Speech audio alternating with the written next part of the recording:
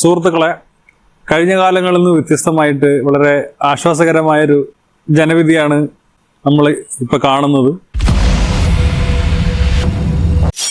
ഇതിനെ ഒരു സാധാരണക്കാരൻ എന്ന നിലയിൽ വിലയിരുത്തുകയാണെങ്കിൽ അത്യാവശ്യം മോശമല്ലാത്തൊരു വിധിയാണ് ഇതിലൂടെ നമ്മൾക്ക് കിട്ടിയിട്ടുള്ളത്. കാരണം നമ്മളെല്ലാവരും ഭയപ്പെട്ടിരുന്നു 400 സീറ്റ്, അതായത് 2/3 ഭൂരിപക്ഷമൊക്കെ കിട്ടിക്കഴിഞ്ഞാൽ ഭരണഘടനയൊക്കെ മാറ്റുമെന്നുള്ള, മാത്രമല്ല മൂന്നാമത്തെ തവണ ജയിക്കുമ്പോൾ ഉണ്ടാകുന്ന അഹങ്കാരം, അമിതാത്മവിശ്വാസമൊക്കെ രാജ്യത്തെ പ്രതികൂലമായി ബാധിക്കും എന്നൊക്കെ നമുക്ക് തോന്നിയിരുന്നു, ഒരു തോന്നലുണ്ടായിരുന്നു. അങ്ങോട്ടും ഇങ്ങോട്ടും ഒന്നിച്ച് നിൽക്കുമ്പോൾ ഉണ്ടാകുന്ന വോട്ടിംഗ് ഷെയറൊക്കെ നമ്മുടെ ഇലക്ഷനിൽ പ്രതിഫലിച്ചിട്ടുണ്ടാവും. ഇപ്പൊ BJP-യുടെ വോട്ടിംഗ് ഷെയർ എന്ന് പറഞ്ഞാൽ 40-40ന്റെ കീഴെയാണ് BJP-യുടെ വോട്ടിംഗ് ഷെയർ കിടക്കുന്നത്. എന്തായാലും ആശാവഹമായ വിധിയാണ്. അത് മാത്രമല്ല, കേരളത്തിൽ ആലത്തൂർ മാത്രമാണ് CPM-ന് ആകെ ഒരു സീറ്റായിട്ട് ചുരുങ്ങിയിരിക്കുകയാണ്. തീർച്ചയായിട്ടും തൃശ്ശൂരിൽ BJP വന്നു. അതിലൊരുപാട് ഫാക്ടേഴ്സ് ഉണ്ട്. നമ്മൾ BJP പൊതുവായിട്ട് എതിർക്കുന്നത് ബുദ്ധിയില്ലാത്ത ഒരുപാട് ഇങ്ങനെ ഈ കുറുവടിയൊക്കെ പിടിച്ച് നടക്കുന്ന പ്രാകൃതരായ കാട്ടവർഗീയവാദികളായ മിലിറ്റന്റ് വർഗീയവാദം പറയുന്ന ഒരു കട്ടർ സംഖ്യയൊന്നും അല്ല സുരേഷ് ഗോപി എന്ന് പറയുന്നത് ബീഫൊക്കെ കഴിക്കുമെന്നൊക്കെ മുമ്പൊക്കെ ഓപ്പണായിട്ട് പറയുകയും ഒക്കെ ചെയ്തിരുന്ന ആളാണ്. അത്യാവശ്യമായിട്ടൊക്കെ ഒരുപാട് ഫ്രണ്ട്സുകളും മുസ്ലിങ്ങളുടെ അല്ലെങ്കിൽ ഹിന്ദുക്കളുടെ അപ്പുറം സിനിമയിലൊക്കെ പ്രവർത്തിക്കുമ്പോൾ എല്ലാ ആൾക്കാരുമായിട്ടൊക്കെ ബന്ധപ്പെടുകയൊക്കെ ചെയ്യുന്ന കുറച്ചും കൂടി വിശാല ചിന്താഗതിക്കാരനായ ഒരു മനുഷ്യനാണ് സുരേഷ് ഗോപി. അപ്പോൾ മാത്രമല്ല, അദ്ദേഹം ഈ BJP-ക്കാരെയൊക്കെ കാണിക്കാൻ വേണ്ടിയിട്ട് ചില ഗിമ്മിക്കുകളൊക്കെ കാണിക്കുമെന്നല്ലാതെ ഒരു മനുഷ്യനെന്ന നിലയിൽ വർഗീയതയൊന്നും ഇല്ലാത്ത ആരാളുള്ളത്. അപ്പോൾ അങ്ങനെയുള്ളൊരു സുരേഷ് ഗോപിയാണ്. മാത്രമല്ല, മാധ്യമങ്ങളൊക്കെ ഈ മാധ്യമപ്രവർത്തകർ ബലാത്സംഗം ചെയ്യാൻ ശ്രമിച്ചു എന്നൊക്കെ പറഞ്ഞിട്ട് അദ്ദേഹത്തെ ദ്രോഹിച്ചിട്ടുണ്ട്. അപ്പോൾ മനുഷ്യന്മാർ പൊതുവെ ഒരു ഇരകളോട് പ്രത്യേക അനുതാപം, സഹതാപം ഒക്കെ കാണിക്കുന്ന ഒരു പ്രത്യേക, എല്ലാ ജീവികളും അങ്ങനെയാണ്. ആ ജീവി വർഗത്തിൽപ്പെട്ട ഒരു സാധനം തന്നെയാണ് ഈ മനുഷ്യൻ. അപ്പോൾ അങ്ങനെയുള്ളൊരു ഫാക്ടറും സുരേഷ് ഗോപിയുടെ. മാത്രമല്ല, സംഘികളോട് പൊതുവെ ഹിന്ദുക്കൾക്കുള്ള ഒരു, അപ്പോൾ ആർക്കായാലും പ്രത്യേകിച്ച് ഹിന്ദുക്കൾക്കുള്ള അവരോടുള്ള ഒരു അകൽച്ച എന്ന് വരാൻ കാരണം അവരുടെ ഈ തീവ്രമായ എന്തൊക്കെയുള്ള മണ്ടത്തരങ്ങളൊക്കെയാണ്.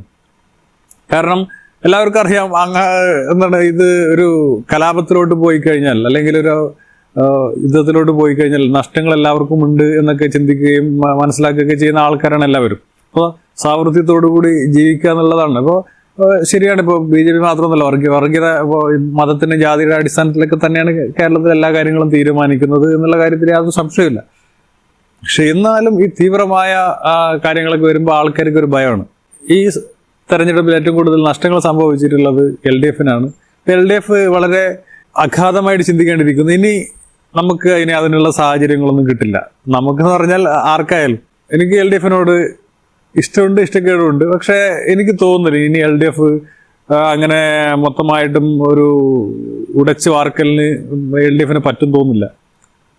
2019 ലോക്സഭ ഇലക്ഷനും ഈ ലോക്സഭ ഇലക്ഷനും തമ്മിൽ വ്യത്യാസമുണ്ട്. 2019 CA എന്നൊക്കെ പറഞ്ഞിട്ട് മുസ്ലിങ്ങളൊക്കെ ആകെ ഭയന്നു നിൽക്കുന്ന ഒരു സമയം. അത് മാത്രമല്ല, ശബരിമല ഇഷ്യൂ ഒക്കെ ഉണ്ടായിട്ട് ഹിന്ദുക്കൾക്ക് CPM-നോട് വിരോധമുണ്ടായിരുന്നൊരു സമയം. പക്ഷെ അങ്ങനെയുള്ള പ്രശ്നങ്ങളൊന്നും ഈ തെരഞ്ഞെടുപ്പിൽ CPM-നോട് ജനങ്ങൾക്കില്ല. അപ്പോൾ അവർ പ്രത്യേകിച്ചിട്ടും നമ്മൾ ലോക സാഹചര്യങ്ങൾ മാറി, ഗൾഫിലൊക്കെ അവിടുത്തെ നാഷണലൈസേഷൻ വന്നു. മാത്രമല്ല, അവർക്ക് ഈ ലോകത്ത് ഈ പെട്രോളിയം പ്രൊഡക്റ്റിലൂടെ കിട്ടുന്ന പൈസ അങ്ങോട്ട് പോകുന്നത് കുറയും എന്നുള്ള കാര്യത്തിൽ ഏകദേശം അവർക്ക് ഉറപ്പായി. കാരണം അന്തരീക്ഷതാപനം, മാത്രമല്ല നമ്മുടെ ഈ ഇന്ധനങ്ങളുടെ വൈവിധ്യവൽക്കരണം, ഊർജ്ജ സ്രോതസ്സിന്റെ വൈവിധ്യവൽക്കരണമൊക്കെ വലിയൊരു പ്രശ്നമാണ്. അപ്പോൾ അവർക്ക് സൗദിയിലോട്ട് അല്ലെങ്കിൽ ഗൾഫിലോട്ട് പോകുന്ന പൈസക്ക് കുറവ് വരുമ്പോൾ അവിടുന്ന് പുറത്തോട്ട് പോകാനുള്ള പൈസക്കും അവർ നിയന്ത്രണം വരുത്തും. ഇപ്പോൾ കണക്ക് പ്രകാരം ഒരു കാലത്ത് കേരളത്തിലേക്കായിരുന്നു ഏറ്റവും കൂടുതൽ വിദേശ പണം വന്നിരുന്നത്. പക്ഷെ ഇന്നത് നേരെ തിരിച്ച് മഹാരാഷ്ട്രയിലേക്കായി എന്നാണ് പറയുന്നത്. അപ്പോൾ ആ ഒരു വ്യത്യാസം കേരളത്തിൽ നന്നായിട്ട് പ്രകടമായിട്ടുണ്ട്. അത് നമ്മുടെ തൊഴിൽ മേഖലയിലായാലും സാമ്പത്തിക മേഖലയിലൊക്കെ പ്രതിഫലിക്കുന്നുണ്ട്. എന്തിന് ഗവൺമെന്റിന് ടാക്സ് കിട്ടുന്നില്ല, ടാക്സ് കുറവ് വരുന്നതിന് അർത്ഥം എന്താണ്? കേരളത്തിൽ കച്ചവടമില്ല, കച്ചവടം കുറവാണെന്നാണ് അതിനർത്ഥം. കേരളത്തിൽ കൊടുക്കൽ വാങ്ങലുകൾ കുറവാണ് എന്നതാണ് അതിനർത്ഥം. ഇപ്പം ബിസിനസ്സില്ല, ആൾക്കാർക്ക് തൊഴിലില്ല. അപ്പം അത് വളരെ അടിയന്തരമായിട്ട് പരിഗണിക്കേണ്ട കാര്യമാണ്. അത് ഇലക്ഷനിൽ തോൽക്കുക മാത്രമല്ല, കാരണം ആൾക്കാർ പട്ടിണി കിടന്നാൽ, നമ്മളുടെ കുട്ടികൾ കരയാൻ തുടങ്ങിക്കഴിഞ്ഞാൽ ആൾക്കാർക്ക് മൊത്തം ഭ്രാന്താവും. അത് പിന്നെ ആഭ്യന്തര കലാപത്തിലൊക്കെ നീങ്ങുന്ന വളരെ ഭീകരമായ ഒരു അവസ്ഥയാണ്. അപ്പോൾ ഭരിക്കുന്നവർ നമുക്ക് ഗിമ്മിക്കൊന്നും കാണിച്ചിട്ടൊന്നും കാര്യമില്ല. നമ്മൾ ഗിമ്മിക്ക് മാജിക് കാണിച്ചാലൊന്നും വയറതറിയില്ല. അതിന് മാജിക്കിന് അങ്ങനെ ഒരു പ്രശ്നമുണ്ട്. അപ്പോൾ അത് വളരെ ഭീകരമായൊരു പ്രശ്നമാണ്. മറ്റുള്ള എന്ത് പറഞ്ഞാലും സമസ്തയെ പ്രണയിപ്പിച്ചതുകൊണ്ടാണ് LDF തോറ്റത്, അങ്ങനെയൊന്നുമല്ല. അങ്ങനെയാണെങ്കിൽ സമസ്തയുടെ എന്താ പറയുക, ആജ്ഞാനുവർത്തികളായ ലീഗ് വമ്പം ഭൂരിപക്ഷത്തിലാണല്ലോ ജയിച്ചത്. അപ്പോൾ അത് ലീഗ് ജയിച്ചതിന് മൊത്തം മുസ്ലിം വർഗീയതയൊന്നും ഞാൻ വല്ലാതെ കുറ്റം പറയുന്നില്ല, തമാശക്കാണെങ്കിലും പറയുകയാണെങ്കിലും. പക്ഷേ അതിലും വ്യത്യാസമുണ്ട്. കാരണം മുസ്ലിം വർഗീയത എനിക്ക് പൊതുവെ തോന്നുന്നത് ഈ തെരഞ്ഞെടുപ്പിൽ മുസ്ലിം ലീഗിന് ഒരു ട്രെൻഡാണ്. കാരണം എല്ലാവർക്കും ഈ ഭരിക്കുന്ന പാർട്ടികളെ വെറുപ്പായി തുടങ്ങിയിട്ടുണ്ട്. പക്ഷെ എന്നാലും അവർ BJP-യിലേക്ക് വോട്ട് കൊടുത്തില്ല എന്നുള്ളതാണ്. മുസ്ലിങ്ങളെ സംബന്ധിച്ചല്ല, മുസ്ലിങ്ങൾ വർഗീയ പാർട്ടിയായ ലീഗിന് വോട്ട് കൊടുത്തു. പക്ഷെ അമുസ്ലിങ്ങൾ, അത് ക്രിസ്ത്യാനികളായാലും, കാരണം ഞാൻ വിചാരിച്ചിരുന്നതാണ്, കാരണം കേരളത്തിൻ്റെ ഒരു അവസ്ഥ നോക്കിയിട്ട് ഇവിടെ LDF-ഉം UDF-ഉം ഒക്കെ ഇങ്ങനെ കേരളത്തിൻ്റെ ഈ അവസ്ഥയ്ക്ക് കാരണമായ എല്ലാ ഘടകങ്ങളും കുറവോ കൂടുതലോ ആയിട്ട് കിടക്കുന്ന പാർട്ടികളാണ് UDF-ഉം LDF-ഉം. അതിൽ മാറിയിട്ട് വേറൊരു പാർട്ടി എന്ന് പറയുന്നത് ഇപ്പോൾ വർഗീയ പാർട്ടിയായ മിലിറ്റന്റ് വർഗീയ പാർട്ടിയായ BJP മാത്രമേ ഉള്ളൂ. എന്നാലും അവരുടെ മാക്സിമം അവർ കടിച്ചു പിടിച്ചുന്നുണ്ട്. കാരണം അവരുടെ ജീവിതത്തെ ബാധിച്ചോ അവരുടെ നിലനിൽപ്പിനെ ബാധിച്ചിട്ടും അവർ നിങ്ങൾക്ക് വോട്ട് ചെയ്തിട്ടുണ്ടെങ്കിൽ അത് അവർക്ക് വർഗീയത അത്രയ്ക്ക് ഇഷ്ടമില്ലാത്തതുകൊണ്ടാണ്. അതുകൊണ്ട് അവരെ തോൽപ്പിക്കരുത്, കേരളത്തിലെ ജനങ്ങളെ തോൽപ്പിക്കരുത്. നന്നായിട്ട് പണി ചെയ്യേണ്ടിയിരിക്കുന്നു.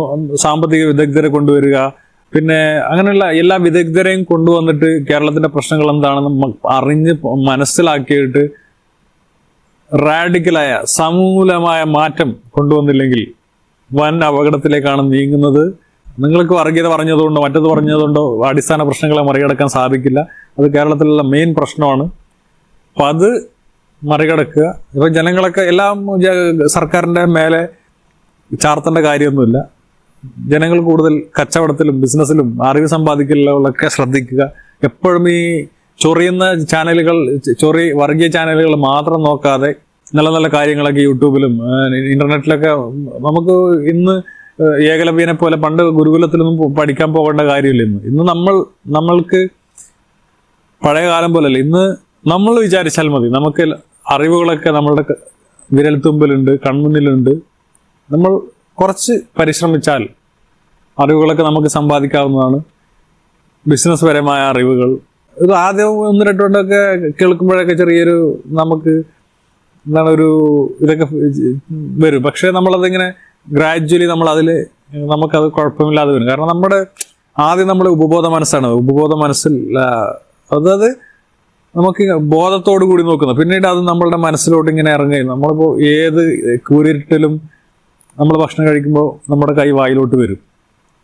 അപ്പോൾ നമ്മൾ ഈ ഫിസിയോതെറാപ്പിയൊക്കെ ചെയ്യുന്നതുകൊണ്ട് എന്തെങ്കിലുമൊക്കെ പ്രശ്നങ്ങളാക്കി കഴിഞ്ഞാൽ പിന്നീട് നമുക്ക് നമ്മളുടെ ഈ ചലനശേഷിയൊക്കെ കുറേയൊക്കെ ഇതിലോട്ട് കൊണ്ടുവരാനൊക്കെ തെറാപ്പികളൊക്കെ വേണ്ടി വരുന്നത് ഈ മനസ്സിൻ്റെ ഒരുപാട് പ്രശ്നങ്ങളുള്ളതുകൊണ്ടാണ്. നമ്മൾ ഡ്രൈവിംഗ് പഠിക്കുമ്പോൾ ആദ്യമൊക്കെ നമുക്കുണ്ടാവുന്ന ആ ഒരു വെപ്രാളൊന്നും ശ്രദ്ധ കൂടുതലൊന്നും പിന്നീട് കുറച്ച് കഴിഞ്ഞാൽ നമുക്ക് ഡ്രൈവിങ്ങിൽ വേണ്ടി വരില്ല. കാരണം നമ്മൾ ഡ്രൈവ് ചെയ്യുമ്പോൾ വേറെ പല ജോലികളും നമുക്ക് ചെയ്യാൻ പറ്റും. അങ്ങനെ ചെയ്യരുത്. അങ്ങനെ ചെയ്തു കഴിഞ്ഞാൽ, കാരണം റോഡ് വളരെ ശ്രദ്ധ വേണ്ട ഒരു കാര്യമാണ്. കാരണം അത് ചെറിയ അശ്രദ്ധ വലിയ അപകടങ്ങളിലേക്ക് മാറ്റും. പക്ഷെ ഞാൻ പൊതുവെ പറയുന്നതാണ്, നമുക്ക് മറ്റുള്ളവരോട് സംസാരിച്ചിട്ടും ഒക്കെ നമുക്ക് ഡ്രൈവ് ചെയ്യാൻ പറ്റും. അപ്പോൾ അത് നമ്മുടെ ഉപബോധ മനസ്സിൻ്റെ ഒരു കഴിവാണ്. അങ്ങനെ പുതിയ പുതിയ വിവരങ്ങൾ നമ്മൾ ശേഖരിക്കുക. എപ്പോഴും ഒരേ ജോലി അങ്ങനെയൊന്നുമില്ല. നമ്മൾ എന്ത് ജോലിയും ചെയ്യാൻ തയ്യാറാവുക. നമ്മളുടെ അടുത്ത് മൾട്ടിപ്പിൾ ഓപ്ഷൻ ഉണ്ടായിരിക്കുക എന്നുള്ള നമ്മുടെ ചിറകിനൊക്കെ കൂടുതൽ ബലം പകരുക. അങ്ങനെയൊക്കെ നമ്മളുടെ പ്രതിസന്ധികളെ പരിഹരിക്കണം. അതിനായിട്ട് മെയിനായിട്ട് എനിക്ക് തോന്നുന്നത് നമ്മളുടെ പണം ഒരുപാട് പുറത്തു പോകുന്നുണ്ട്. അതായത് അത് പെട്രോളിലായാലും പിന്നെ ഗ്യാസ്, ഇതൊക്കെ നമ്മളെ പണം പുറത്തു പോകുന്ന, അതായത് സംസ്ഥാനത്തിന് പുറത്തു പോവുകയാണ്, നമുക്കത് തിരിച്ചു കിട്ടുന്നില്ല. അത് സംസ്ഥാനത്തിന് മാത്രമല്ല രാജ്യത്തിന് വരെ പുറത്തു പോവുകയാണ് ആ പണം. പിന്നെ അങ്ങനെയും ചിന്തിക്കണം. നമുക്ക് പുറത്തുനിന്ന് ഇങ്ങനെ ഉള്ളോട്ട് നമ്മളെ പൈസ പുറത്തു പോകുമ്പോൾ അവിടെ നിന്ന് തിരിച്ചിട്ട് നമുക്ക് ഉള്ളോട്ടും കൊണ്ടുവരേണ്ടതുണ്ട്. അത് എങ്ങനെ സാധിക്കും? ഒരു സ്ഥലത്തൊരു ബിസിനസ് ഉണ്ടെങ്കിൽ അത് മാത്രം ചെയ്ത് മറ്റുള്ളവർ ബുദ്ധിമുട്ടിക്കരുത്. അപ്പോൾ നമുക്ക് പുതിയതായിട്ട് ഇങ്ങനെ ഒരു കാര്യം ചെയ്യാൻ പറ്റുമെന്നൊക്കെ നമുക്ക് അങ്ങനെ ചിന്തിക്കണം. ഇപ്പോൾ മൈക്രോസോഫ്റ്റ് കണ്ടുപിടിച്ചതുകൊണ്ട് ഒരുപാട് അവിടെ ഒരു അനുബന്ധ ബിസിനസ്സുകൾ ഒരുപാട് വരുന്നുണ്ട്. അങ്ങനെ നമുക്കും മെച്ചമാണ്. നമുക്ക് മെച്ചതോടും നമ്മൾ ഉൾക്കൊള്ളുന്ന സമൂഹത്തിന് മെച്ചം ഉണ്ടാകുന്ന കാര്യങ്ങളിലേക്ക് നമുക്ക് കൂടുതൽ ശ്രദ്ധ കേന്ദ്രീകരിക്കാൻ പറ്റണം.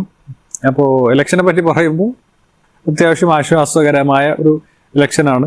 ഇപ്പോൾ ഇന്ത്യ മുന്നണി അധികാരത്തിൽ വന്നിരുന്നെങ്കിൽ അതൊരു തട്ടിക്കൂട്ട് മുന്നണിയാണ്. എത്ര കാലം മുന്നോട്ട് പോകുന്നൊന്നും പറയാൻ പറ്റില്ല. മാത്രമല്ല അതിലൊരുപാട് പ്രശ്നങ്ങളുണ്ട്. ഇതിപ്പോൾ കുഴപ്പമില്ല, അത്യാവശ്യം സ്ഥിരമായിട്ട് ഭരിക്കാൻ പറ്റും. മറ്റുള്ള പുറത്തുനിന്നുള്ള ഇപ്പോഴും കുത്തിത്തിരിപ്പൊക്കെ ഉണ്ടാക്കാൻ നമ്മുടെ ഘടകകക്ഷികൾക്കൊക്കെ കുറച്ച് പൈസയോ അല്ലെങ്കിൽ ബ്ലാക്ക് മെയിലോ ഒക്കെ ചെയ്തു കഴിഞ്ഞാൽ BJP സർക്കാരിനെ താഴെയിടാനൊക്കെ പറ്റും. മുൻകാലങ്ങളിൽ അത് പറ്റില്ലായിരുന്നു. അതിൽ ഗുണമുണ്ട് ദോഷമുണ്ട്. എന്തായാലും അതിനെപ്പറ്റി കൂടുതൽ സംസാരിച്ചിട്ട് വീഡിയോ വലുതാക്കാൻ ഉദ്ദേശിക്കുന്നില്ല. അപ്പോൾ പൊതുവെ എന്നെ സംബന്ധിച്ചൊരു ആശ്വാസകരമായ വിധിയാണ്. ഇത് കേൾക്കുന്ന കേരളത്തിലെ ജനങ്ങൾ, പ്രത്യേകിച്ച് ഇടതുപക്ഷക്കാർ, ഞങ്ങൾ മാത്രം ജീവിച്ചാൽ മതി എന്നുള്ള ചിന്ത ഒഴിവാക്കിയിട്ട്, കാരണം നമുക്ക് മാത്രമായിട്ട് ജീവിക്കാൻ പറ്റില്ല. എല്ലാവർക്കും ജീവിച്ചാലേ നമുക്കും ജീവിക്കാൻ പറ്റുള്ളൂ.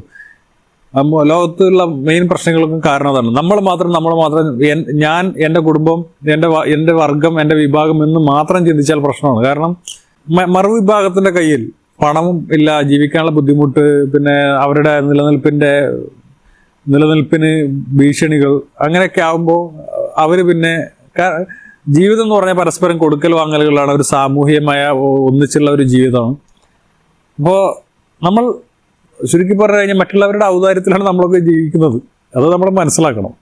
അങ്ങനെ അല്ല എന്ന് നമ്മൾ കരുതുമ്പോഴാണ് ലോകത്ത് പ്രശ്നങ്ങൾ ഉണ്ടാകുന്നത്. അതുകൊണ്ട് എല്ലാവരുടെയും ക്ഷേമം ആഗ്രഹിച്ച് മുന്നോട്ട് കൊണ്ടുപോവുക. ഞങ്ങളുടെ മാത്രം എന്ന് പറഞ്ഞാൽ യൂണിയൻ ഗുണ്ടായിസം, വർഗ ഗുണ്ടായിസൊക്കെ കൊണ്ടുപോയി കഴിഞ്ഞാൽ സംഗതി നിങ്ങൾ അപകടത്തിലേക്കാണ് നീങ്ങുന്നത്. അപ്പോൾ അത്രയും പറഞ്ഞുകൊണ്ട് നിർത്തുകയാണ്.